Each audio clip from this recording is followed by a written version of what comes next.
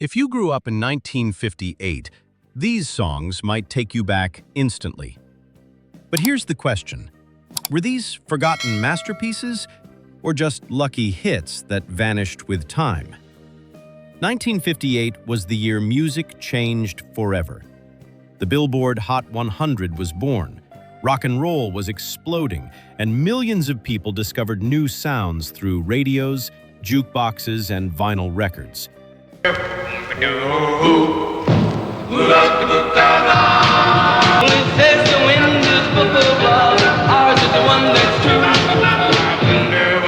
But some songs became legends overnight, while others disappeared almost as quickly as they arrived.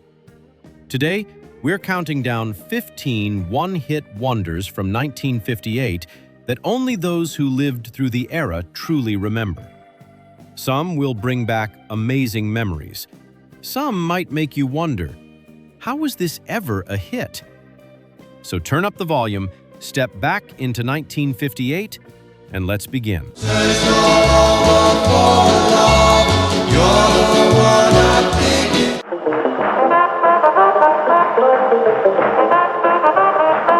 Number 1. Tequila, the Champs.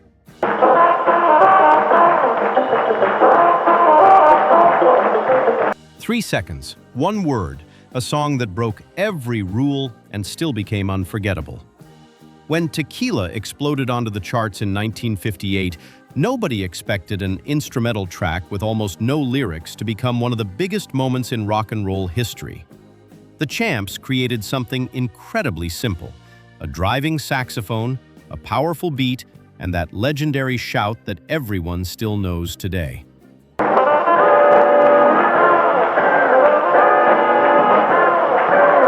But here's the debate. Was Tequila a true musical masterpiece or just the perfect accident at the perfect time? Some critics argue it was too simple to be considered great music. Others believe its simplicity was exactly what made it brilliant. In an era filled with complicated emotions, Tequila gave teenagers something they needed: energy, excitement, and a reason to dance. More than 60 years later, one thing is clear. Few songs can create instant recognition like this one.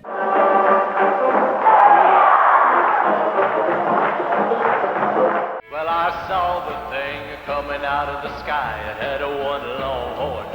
Number 2. The Purple People Eater, Sheb Wooley. Was a one-eyed, one-horned, flying purple people eater, one-eyed, one-horned, flying. Some songs become classics because they are beautiful. Others become classics because they are completely unforgettable. The Purple People Eater belongs in that second category. When Sheb Wooley released this strange and playful novelty song in 1958, nobody expected a story about a one-eyed, one-horned creature from outer space to become a massive hit. The idea sounded ridiculous. The lyrics were unusual. And yet, America couldn't stop listening. Kids loved the humor. Radio stations played it constantly. Families laughed together as this bizarre character invaded living rooms across the country. That's not the reason that I came to land. I want to get a job in a rock and roll band. But here's the question. Was it clever creativity or just a silly gimmick that happened to work? Some people dismissed it as a joke song. Others argued that its originality was exactly why it survived. In 1958, music wasn't only about romance and heartbreak, it was also about having fun. And sometimes, the strangest songs become the ones nobody forgets. People eater, one-eyed, one-horned, flying purple people eater, one-eyed,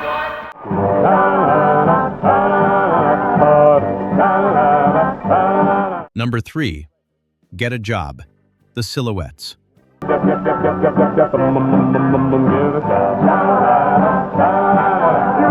Before songs became viral online, they spread through something much simpler: radio, jukeboxes, and people singing along everywhere. Get a Job by the Silhouettes was one of those songs. With its unforgettable opening and playful vocal style, This doo-wop hit captured the sound of young America in 1958. The lyrics were simple, but the energy was impossible to ignore. Teenagers heard it at dances, on transistor radios, and from jukeboxes in restaurants across the country.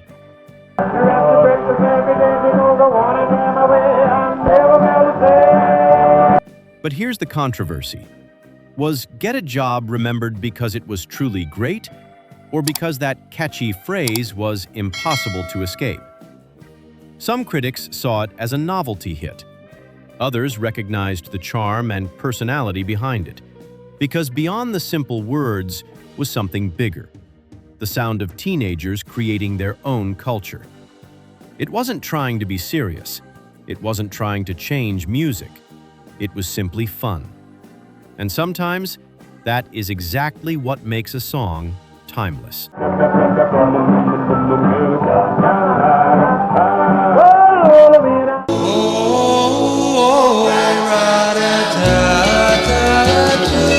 Number 4, Little Star, the Elegance.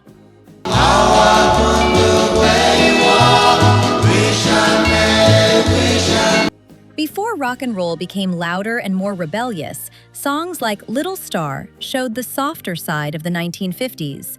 The Elegance were a young group from Staten Island who transformed a simple melody into one of the most memorable doo-wop ballads of 1958. The song had gentle harmonies, a dreamy atmosphere, and the kind of innocent romance that defined teenage music at the time. Listening to it today feels like opening an old photo album.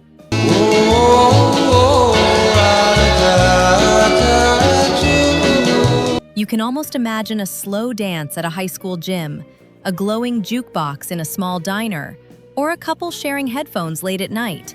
But here's the debate. Was Little Star a forgotten masterpiece, or simply a perfect example of a song that belonged only to its era? Some say it was too simple, too sweet, too innocent.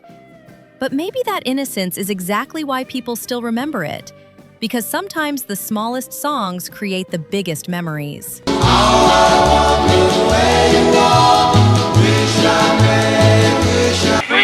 rocks in the treetop all the day long, popping and a bopping and a singing his song. Number 5, Rockin' Robin, Bobby Day. Robin go tweet, tweet, tweet, rockin' Robin, tweet, tweet, rockin' Robin. Everyone knows Rockin' Robin, but how many people remember Bobby Day? That is the fascinating story behind this 1958 classic. When Bobby Day recorded Rockin' Robin, he created one of the happiest and most recognizable songs of the era. The hand-clapping rhythm, cheerful melody, and playful lyrics made it impossible not to smile. It was the perfect song for jukeboxes, summer parties, and teenagers looking for something fun to dance to. Started going steady and bless my soul. He out popped the buzzard and the Oreo. He rocked. But over time, the song became bigger than the singer who first made it famous. Later versions introduced it to new generations, causing many listeners to forget where it all began. So here's the question. Did Bobby Day deserve more recognition? Absolutely. Because behind this simple little song was a performer who captured pure joy in just a few minutes. It wasn't deep, it wasn't dramatic, it was happiness recorded in 1958, and that is why it still survives today. Every little swallow, every chickadee, every little bird in the tall oak tree. Too late for you to notice me. Number 6. Born Too Late, Ponytails. Or too late to have a chance to. Some songs don't just describe a feeling, they capture an entire generation. Born Too Late by the Ponytails was one of those songs. Released in 1958, this gentle teenage ballad expressed a feeling many young people secretly understood, wishing they belonged to another time, another place, or another world. The song wasn't about rebellion or breaking rules. Instead, it focused on innocence, romance, and the dream of finding the perfect moment with someone special. Too late for you to care now. But here's the question. Was Born Too Late a hidden gem, or simply another teenage pop song that disappeared with the era? Some critics considered it too safe and too polished compared to the growing excitement of rock and roll. Others loved its sweetness and emotional honesty. For those who grew up in 1958, this song represents a simpler time, when a melody on the radio, a school dance, and a teenage crush could feel like the biggest moments in life. I wish it could be me. Maybe if I pray Number 7. Maybe, the Chantels. and maybe if I cry. Before the famous girl groups of the 1960s dominated the charts, the Chantels helped create the emotional foundation that changed popular music forever. Maybe was not just another love song. It was a powerful performance filled with longing, heartbreak, and emotion that seemed impossible from such a young group. Arlene Smith's unforgettable voice gave the song a maturity far beyond her years. Every note carried sadness, uncertainty, and the pain of wanting someone who might not return those feelings. And maybe if I kiss. But here's the debate. Was Maybe truly one of the greatest early female vocal group songs? Or has nostalgia made it seem bigger over time? Some listeners hear a masterpiece that influenced generations. Others hear a style that feels tied completely to the 1950s. Either way, its importance cannot be denied. Maybe helped open the door for countless female artists who followed, proving that young voices could deliver powerful emotions that touched millions. And maybe if I cry. Tell me, who wrote the book of love? I've got to know. Number 8. Book of Love, the Monotones. I love you, darling, baby, you know I do, but I've got to see. Who wrote the Book of Love? With that unforgettable opening line, the Monotones created one of the most recognizable doo-wop moments of the 1950s. Released in 1958, Book of Love was built around a simple idea. Young people searching for answers about romance, relationships, and the mysteries of love. The melody was catchy, the harmonies were smooth, and the song had a charm that connected instantly with listeners. But behind the success was something unexpected. The group was not originally considered likely to become famous. Chapter 1 says to lover, you love me with all your heart. Chapter 2, you They were ordinary young men who created something extraordinary from a simple concept. Here's the question. Was Book of Love a timeless classic, or just another song that benefited from the doo-wop craze? Some critics say it was a product of its time. Others believe its simplicity is exactly why it still works. Because sometimes the most memorable songs are not complicated. They are the ones millions of people can sing together. And in 1958, almost everyone knew this one. I wonder, who wrote the book of love?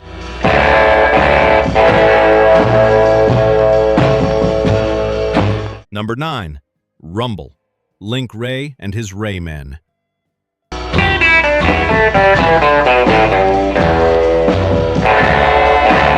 Before heavy rock, punk, and garage music existed, there was rumble. Link Wray's legendary instrumental changed the sound of guitar forever. Released in 1958, this song didn't sound like anything else on the radio. It was darker, louder, and more aggressive than the polished pop hits surrounding it. The distorted guitar, the powerful rhythm, the raw energy. It felt dangerous.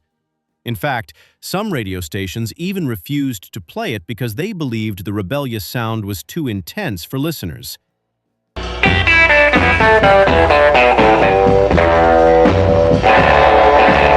But here's the controversy. Was Rumble a true musical breakthrough, or simply noise disguised as music? History has clearly answered that question. Countless musicians later pointed to Link Wray as an influence, crediting him with helping create the attitude and sound that shaped future rock music. Rumble didn't need lyrics to make a statement. The guitar said everything. And more than 6 decades later, it still sounds like a warning that something new was coming.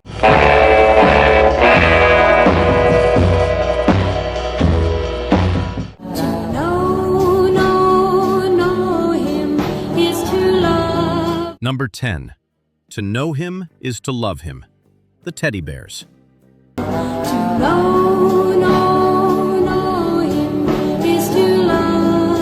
Some songs arrive quietly, but leave a lasting impression. To Know Him Is to Love Him by the Teddy Bears was one of those rare moments. Written by a young Phil Spector, the song became a surprising #1 hit in 1958. Unlike many energetic rock and roll songs of the era, this track was gentle, emotional, and almost whispered. The simple melody and soft vocal delivery created a feeling of innocence and vulnerability. But here's the debate. Was this song a beautiful, emotional classic, or was it too simple to remain memorable? I'd be good to him. Some people believe its quiet approach was exactly what made it special. Others argue that compared with the louder hits of the late 1950s, it lacked the power to survive. Yet there is something fascinating about hearing it today. It captures a moment before music became bigger, louder, and more produced. Before Phil Spector became famous for his massive wall of sound, there was this small, delicate song that started it all. To know him is to love. Summertime, summertime. Number 11. Summertime, Summertime. The Jamies. Boys shut them books and throw 'em away. Say goodbye to those good days. Some songs don't just remind you of a season, they bring back an entire lifetime.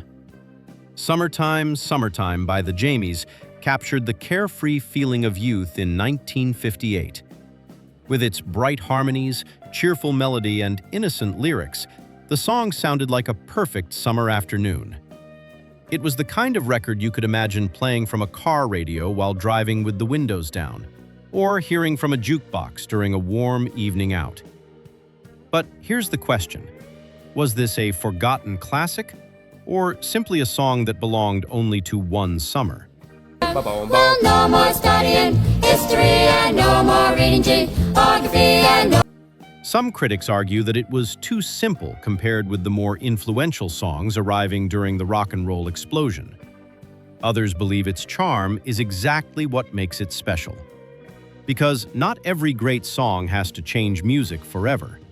Sometimes, a song's purpose is simply to capture a feeling. And Summertime, Summertime preserved one perfect moment of teenage happiness that listeners never forgot. Well, are you coming or are you waiting? You slow boat, summer won't complain. Hurry up.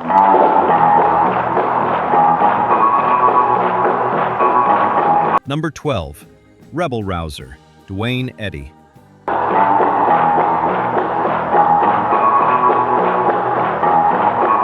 Before guitar heroes filled arenas, Duane Eddy was creating a sound that made teenagers stop and listen.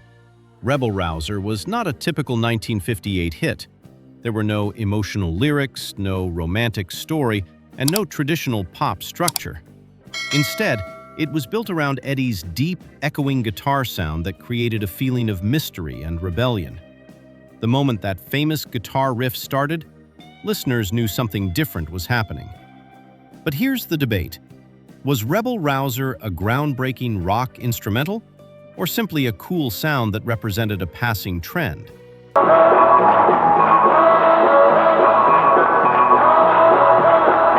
Some critics argue that the song was more about style than substance. Others believe Duane Eddy helped shape the future of guitar-driven rock music. Either way, its influence was enormous. It became the soundtrack for teenagers who wanted something louder, darker, and more exciting. Rebel Rouser wasn't just a song, it was an attitude.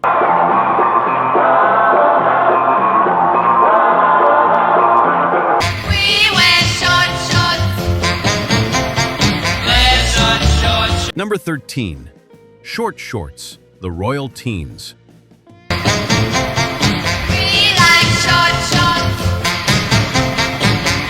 Few songs are as instantly recognizable as Short Shorts.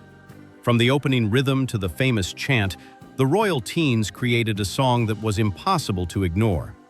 Released in 1958, it became a teenage anthem built around humor, energy, and a little bit of playful rebellion. It wasn't trying to be deep. It wasn't trying to deliver a powerful message. It was simply fun. But here's where the debate begins. Was Short Shorts a clever piece of teenage culture, or just a novelty song that became popular for a moment?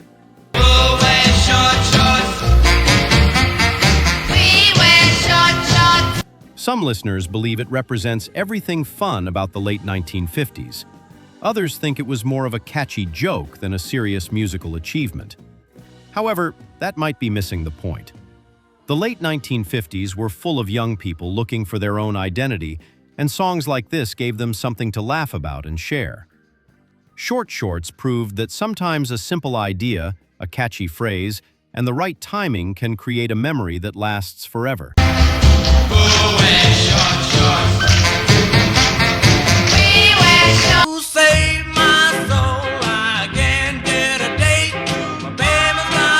Number 14. Western movies. The Olympics. Coming through the TV, shooting up the land. In the late 1950s, Western movies were everywhere. Cowboys, heroes, and frontier adventures filled movie theaters across America. The Olympics took that excitement and turned it into a playful doo-wop hit called Western movies. The song mixed comedy, storytelling, and catchy harmonies to create something completely different from the serious love songs dominating the charts. It felt like a musical version of a Saturday afternoon at the movies. But here's the question. Was Western movies a forgotten classic, or simply a fun novelty record from a specific moment in history?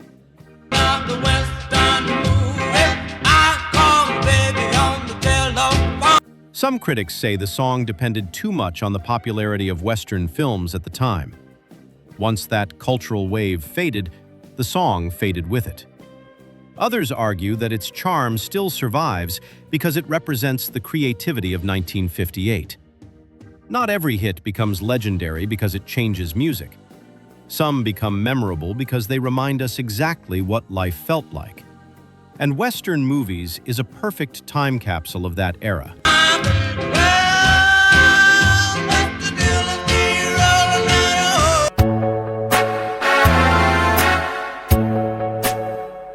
Number 15. Mad, Passionate Love, Bernard Bresslaw.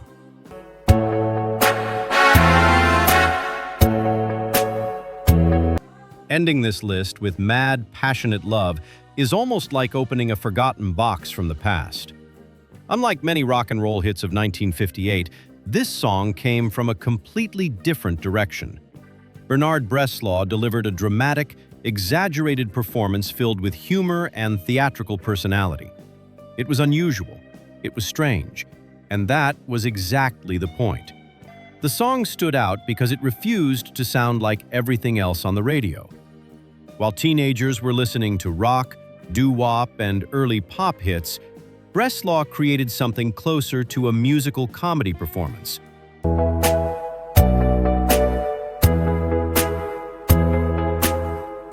But here's the final debate.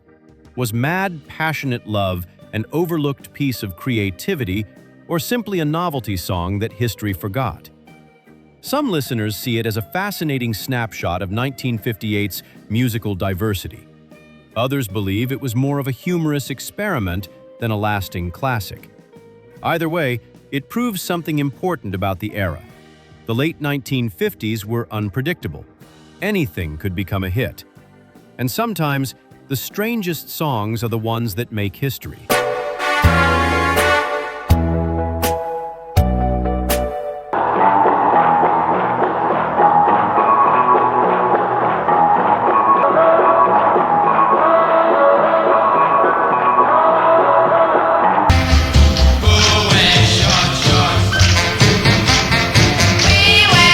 And there you have it. 15 one-hit wonders that captured the unforgettable sound of 1958. Some of these songs became timeless memories. Others became fascinating pieces of music history that remind us just how unpredictable the charts could be. But that's the magic of this era. A song didn't need perfect production, expensive technology, or a huge marketing campaign to connect with millions of people. Sometimes, all it needed was a great melody, a unique sound, and the right moment. Now we want to hear from you. Which song from this list brings back the strongest memory? Was it Tequila, The Purple People Eater, Little Star, or another song that should have been remembered more? Leave your answer in the comments. And if you enjoyed this trip back to 1958, don't forget to like, subscribe, and join us for more forgotten hits from the golden age of music. Because every song has a story, and some stories are worth remembering.